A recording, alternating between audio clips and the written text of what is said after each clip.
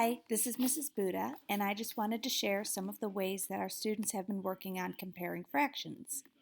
One of the ways has been looking at the numerators and denominators to see if they are the same. So I have an example of each. If you have two fractions that have the same denominator, that's our bottom number, then you can think about the fact that those pieces are the same size.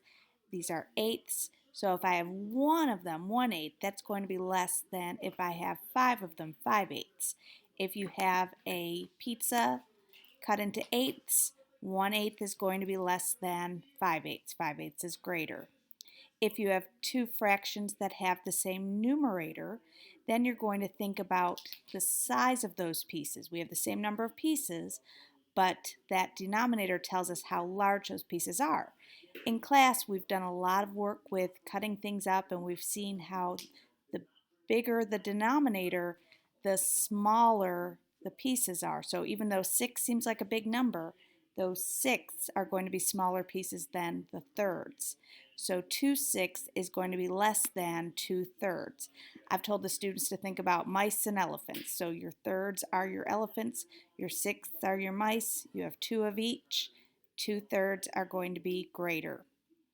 Another way that we've compared fractions is thinking about some of our benchmark fractions. The most common benchmark fraction that we've worked on has been 1/2. And any fraction equal to 1/2, the numerator is going to be half of the denominator. So here we're comparing 1/2 and 4/6. Well, 4/6 would have to be larger than a half because half of 6 would be 3. 3/6 would be the 1/2. That's our benchmark. So 4/6 is going to have to be larger. When you have two completely different fractions, one thing you can do is draw a picture. Draw your two wholes, making sure that they're the same size. Cut them into the number of pieces indicated by the denominator. So I have fourths and eighths. I'm going to color in 2/4 of our first shape and 5/8 of our second.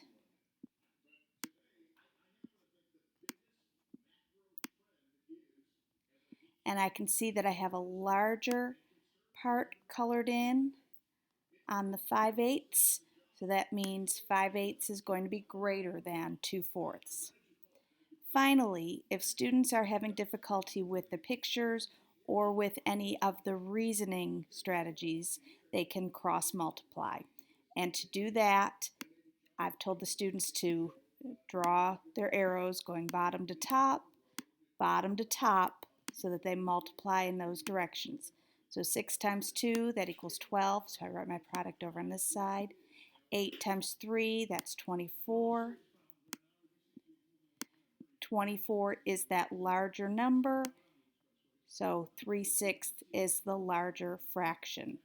I've told the students this is kind of the last resort, or kind of like you're checking with a calculator, because we really want them to think about what they've learned through all their experiences in fractions in order to decide which one is larger and which one is smaller.